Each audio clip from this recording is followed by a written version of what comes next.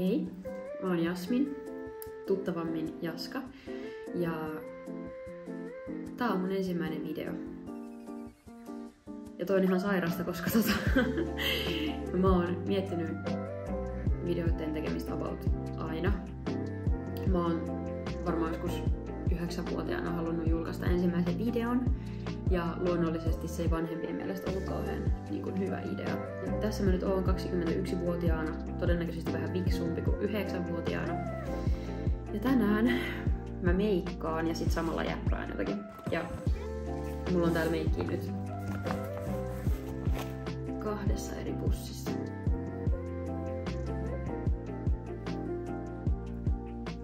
Tosiaan mä oon 21. Mä pelotan, että mä pidän nää meikeillä kauheasti meteliä. Joo, mä aloitan täältä primerilla. Mä katon nyt läppäristä itteeni, siis tosi käytännöllistä. Mä oon muuttanut PK-seudulle viime syksynä, koska mä aloin opiskelemaan täällä. Opiskelen ammattikorkeakoulussa, musta tulee tulkki, joka on aina semmoinen, että kysyy, että mitä, eikö siis oikeesti, mitä sä opiskelet? Sitten mä oon silleen, että joo, tulkki minusta tulee, ei ollut mikään vitsi tai ränkki tai mitään muuta tämmöistä. Kielten opettelu on mun mielestä tosi rankkaa tietyllä tavalla, koska se on tosi mielenkiintoista, mutta sitten kun pitää tehdä jotain ei niin kivaa, niin sit se ei ole kivaa, koska kuka haluaa lukea oikeesti niin sanakirjaa ihan silleen huvikseen. Se ei ole ainakaan mulle semmonen, että jee, pääsen opiskelemaan, opiskelen tässä sanakirjaa ihan huvikseni. Tää on kivaa, vaan se on lähinnä se, kun sitä kieltä pääsee oikeasti käyttämään, niin sitten huomaa, että osaa. Niin se on se kaikista paras osuus, kun opiskelee kieliä. Mä käyn töissä, tänään menen töihin, mä opiskelen ja teen töitä, ja se ihan hyvin menee kyllä kieltämättä. Välillä on vähän rankkaa, eikä oikeastaan kiinnosta mennä töihin, mutta mä pärjään ihan hyvin. Ja se on tosi kiva huomata, että pystyy tehdä töitä ja opiskella. Mä oon aina ollut vähän semmonen tyyppi, että mä oon mielelläni tosi paljon kaikkialla. Aina. Mä oon koko ajan postannut mun Snappiin, mut Snappi on mun mielestä vähän niinku kuoleva alusta nyt tällä hetkellä. Siellä ei oikein jengi viihdy enää. Mulla on täällä tämmönen ylisöpöpeili. Käytetään tätä. Snappi on vähän kuoleva alusta, siellä ei oikein jengi viihdy. Ne ei jaksa katsoa sellaista pitkäveteistä juttua, mitä mä välillä sinne laitan. Mä jäppään aika paljon. Ja ehkä sen takia myös vois harkita tätä jotain muuta alustaa. Hyvä paikka aloittaa, mutta se on justiin vähän silleen, että kuka oikeesti enää on Snapissa. Minä. Niin ajattelin, että miksi ei vaihtaa alustaa. Ja mä en tykkää sellaisesta itse tehdä sellaista sisältöä, mitä menee TikTokiin ja Instagramiin, niin Reelseihin, koska se pitää tehdä silleen tosi nopeasti kiinnostavaksi. Ja musta tuntuu, että mä en osaa pitää niitä ihmisiä silleen jännittyneenä, että mä laitan siihen alkuun jonkun retorisen kysymyksen ja pistän sillä menemään. Se ei ole niinku...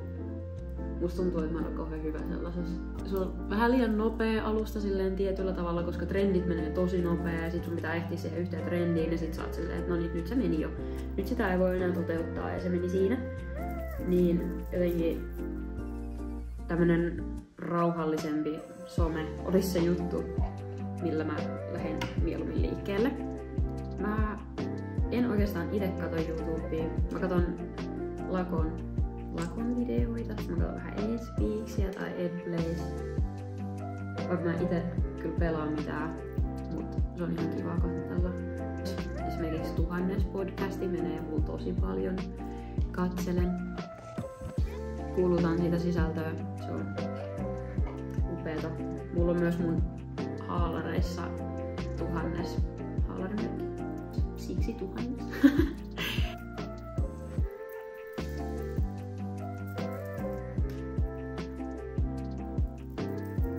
Että mä joskus olin niin innokas meikkaaja, että mulla oli siis Instagramissa meikkikäyttäjä. Se kuoli aika nopeasti. Mulla ei vaan riittänyt motia, mä olin silleen, että ei tää oo kivaa. Ja sit Mä en oikeastaan edes meikannut sen jälkeen ihan hirveästi. Mä lopetin meikkaamisenkin, niin sit se oli vähän silleen, no what's the point? Se vaan oli se mun ensikosketus sellaiseen säännölliseen postaamiseen, mut se ei sit oikein lähtenyt. Toki meikkaaminen on vähän semmonen niinku... Mä en oikein fiilaa. Mun mielestä on ihanaa, että mä tuun kotiin jostain, niin sit mä voin vaan niinku rämähtää tuohon sängylle ja sit mun ei tarvitse niinku huolehtia mistään meikkiinpesusta. Ja tosi usein kun mä laitan skincare illalla, niin sit siitä ei tuu vaan mitään, koska sit mä yritän nukkua, sit mä oon silleen, että ei, mun on oikeesti pakko saada tää pois ja sit mä niinku otan sen ihon hoidon pois, koska se ei oo kuivunut vielä.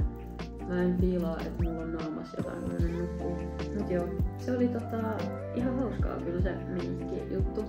Toki se on vähän sellaista noloa, kun sun pitää tehdä kaikkea sellaisia hassuja ilmeitä välillä ja tällaista mä oon nykyään niin paljon jäpännyt mun snappiin, että mun on ihan turha niinku esittää, että tää olisi jotenkin uutta puhua kameralle ja sellaista, koska mä teen sitä oikeesti melkein joka päivä mun snappiin. Toki kun mä editoin tän, niin sit mä oon varmaan silleen, että ei, tää oli ihan sikahuono idea, että mistä tää tuli.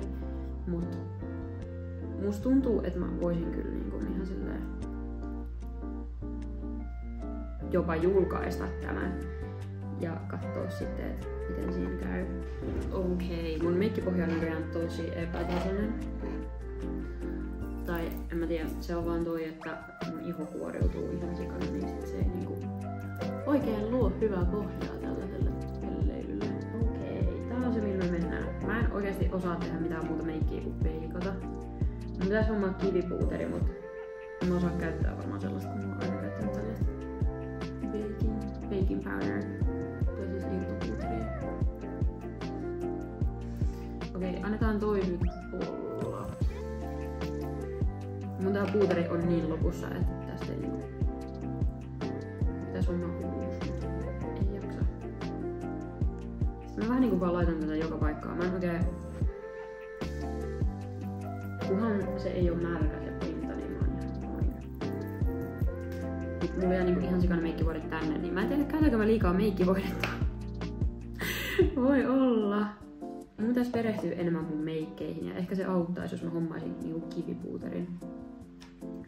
Niin mun ei tarvitsisi tolla pistää joka paikkaan. Nyt mä varmaan käytän kaikki loput puuterit, jos mä nyt tän tonne laitan. Kunhan mun ei tarvi niinku olla silleen kauhean olostunut, kun mun meikit töihin. Ai niin, mun piti sanoa, että mistä mun lempinimi tulee. Mä oon harrastanut cheeria tosi pitkään. Harrastan edelleen, nyt vihdoin uudestaan. Mä pidin puolen vuoden tauon, koska mä muutin tänne ja sit mä olin sellainen, että mä en uskalla mennä mihinkään. Ja sit mä en sit mennyt mihinkään. Ja sit mä kuitenkin innostuin lähteä vihdoin. Kun tuli hyvä hetki, eli vuoden vaihde, niin sit pystyi helposti lähteä tollaseen harrastejoukkueeseen, missä mä nyt oon.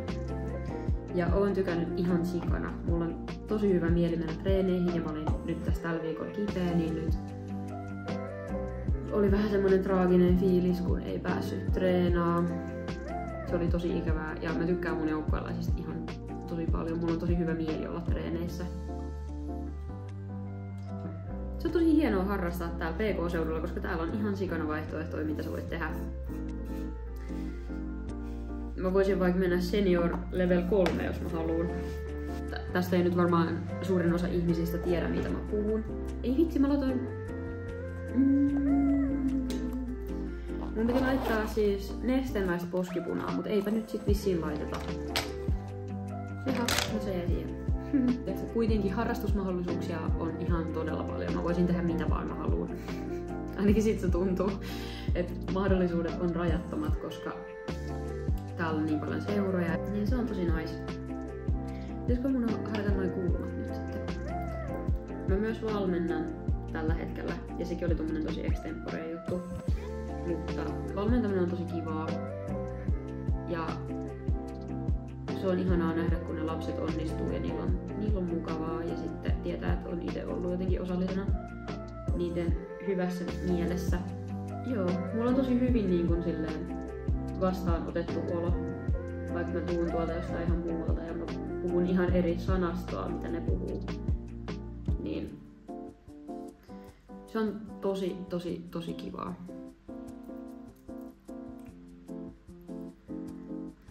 Niin, mun lempinimi. Mä nyt pompin aiheesta, mutta siis mä oon harrastanut cheeria tosi paljon ja sit meitä oli joukkueessa jossain vaiheessa tosi monta Jasminta. Niistä oli vähän niinku pakko keksiä hätäratkaisuja. Ja mä oon tietenkin aina ollut Jassu, koska kuka Jasmin ei ole ollut Jassu. Ne on aika harvinaisia. Päätettiin, että jollekin on keksittävä lempinimi. Sitten mä silleen, että mun kaveri on silleen niinku puoliksi läpällä kutsunut mua Jaskaksi. Sitten mä silleen, että no, mä voin olla vaikka Jaska. Sitten kaikki oli silleen, okei, mennään tällä. Sitten se mun kaveri, ketä on kutsunut mua Jaskaksi, oli ihan silleen, onks nyt ihan varma, että vähän outo, kun tietenkin se oli läppä, kun se on kutsunut mua Jaskaksi, koska Jassu on paljon tommonen nätimpi ja fiinimpi. Niin mä olin silleen, että joo, tästä tulee hyvä. Sitten jossain vaiheessa niin kukaan ei edes tietänyt tyyliin mun nimeä. Onhan se helposti arvattavissa. Niin tommonen luonnollinen, se vaan jäi päälle. Ja nyt mä oon silleen niin oikeastaan kaikille pakottanut, että hei, kutsukaa mua Jaskaksi. Tietenkin tolle cheerissä se tulee tosi helposti, kaikilla on jotain hassuja lempinimiä. Niistä tulee tosi helposti, mutta sitten töistä on ollut vähän tälleen. Mä oon sanonut ihan varma silleen, että ne ei oikein hiffaa sitä, että mä haluan olla Jaska. Se kun joku kutsuu lempinimellä, niin tulee semmonen fiilis, että hei, me ollaan kavereita. Me ollaan tosi hyviä kavereita, kun meillä on lempinimiä ja kaikkea tämmöistä. Mä rakastan lempinimiä. Mä tykkään tosi paljon, kun ihmisillä on lempinimiä. Ja joskus mä itse keksin ihmisille lempinimiä, mitä ne ei välttämättä haluu. Mut sitten tietenkin saa sanoa, että jos ne ei halua olla se typerä lempinimi, millä mä kutsun niitä. Mulla tulee vähän semmonen juttu, että eikö me olla yhtään läheisiä, jos joku kutsuu mua oikealla nimellä. Toki ei välttämättä kaikki esimiehet ja tämmöiset haluu, mut aina mä sanon, että mä tykkäisin tosi kovasti, jos mua kutsutaan lempinimellä. Koska mua on ite aina kutsuttu lempinimellä. Mä en tiedä, että opettajat koulussa on ainoat, ketkä on kutsunut mua oikeesti Jasmin. Mut sit muuten aina on ollut Jaska. Ja se mulla lukee kaikissa someissakin. Ja miksi just Jaskan päivät? Kun mä olin siellä cheerissä mukana, niin sit mä tein Instagram-privaatin, joka nimi oli sitten Temppu Jaska. Kauhean, mä oon mennyt kaikkiin trendeihin mukaan. Mulla oli akrokäyttäjä, meikkikäyttäjä, mut siis tää akrokäyttäjä oli varmaan 11 vuotta sitten. Niin mulla oli sellainen Temppu Jaska käyttäjä. Ja sit siitä myöhemmin tuli mun ihan oikein niinku IG-privaatti.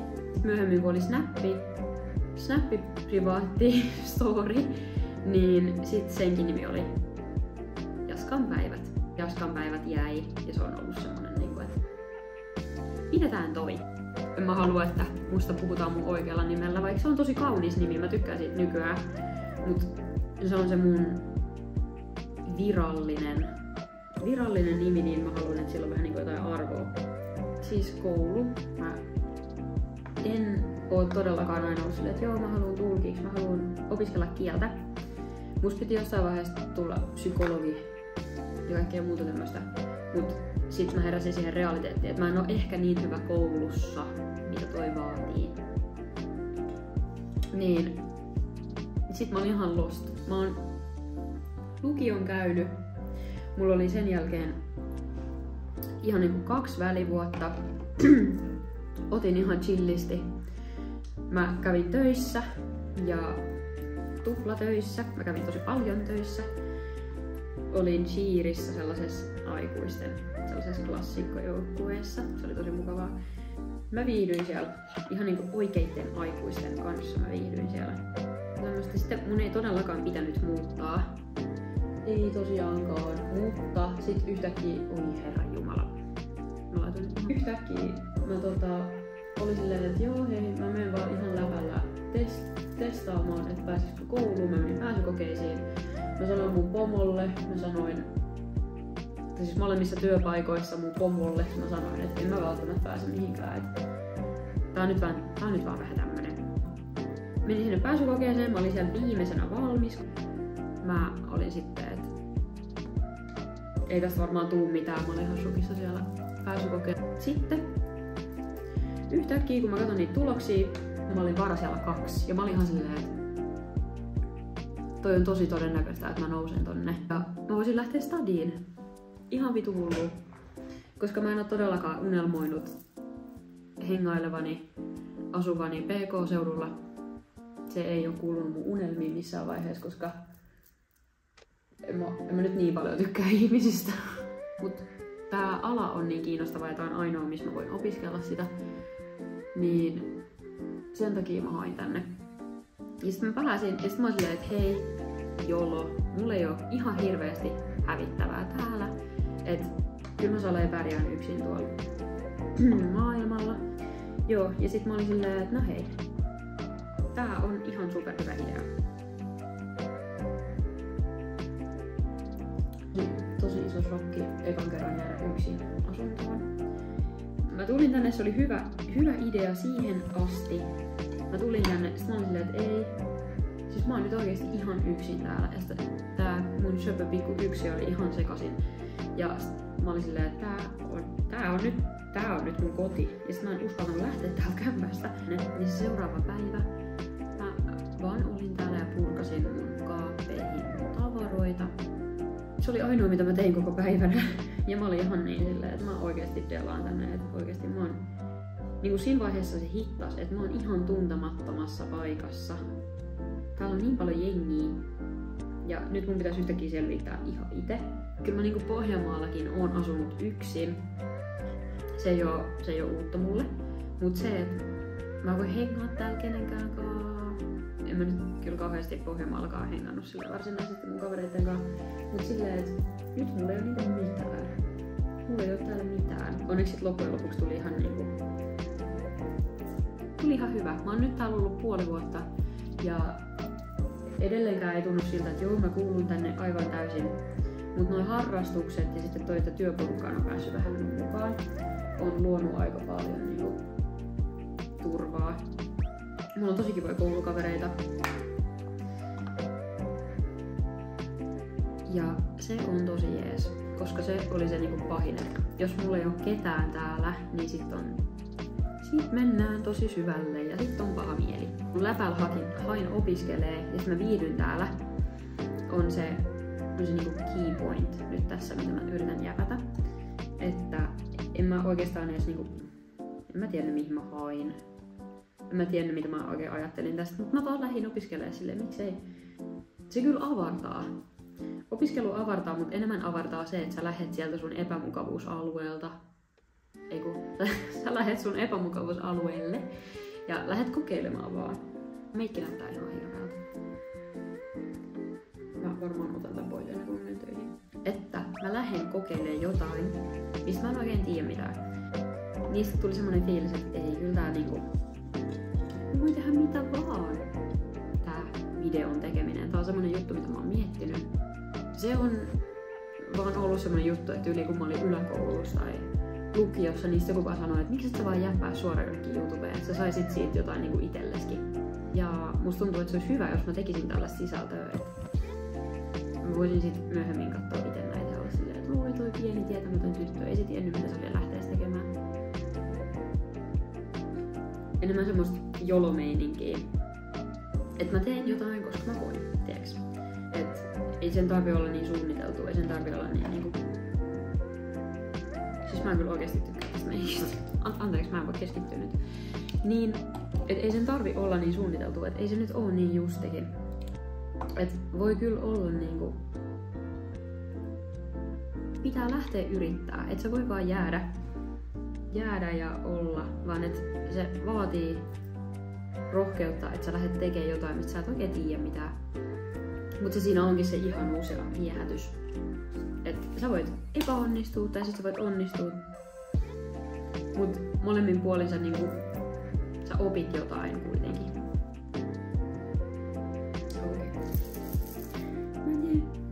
Okei, tää on mun ensimmäinen kerta kun mä kokeilen tätä tuotetta.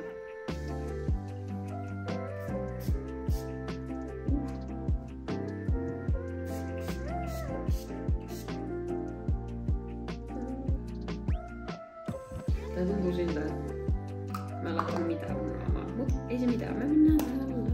Okei, mä laitan vielä ripsarin, mut mä en edes tykkää tästä. Mä näytän ihan typerältä. No mut...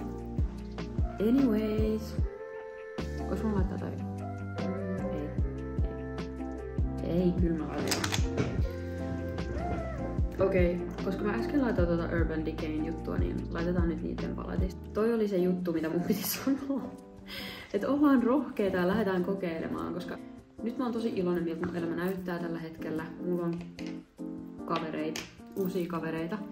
Ja mä uskon, että osankaan mä tuun olemaan tekemisissä myöhemminkin elämässä. Joo, olikohan mulla jotain muuta fiksua sanottavaa nyt? Ei varmaan tähän hätään. Jos tästä tulee vaikka söpö, jos mä laitan ihan puhun. Tai sitten näytän sieltä, että on hakattu. Joo, jos joku kiinnittää huomiota, niin mä puhun tosi sekasuomea. Mä en oikein osaa puhua mitään fiksua. Tai siis mulla ei ole mitään yhtä sellaista murretta, mitä mä käytän. Mä oon vähän semmonen impostori. Vähän sellainen...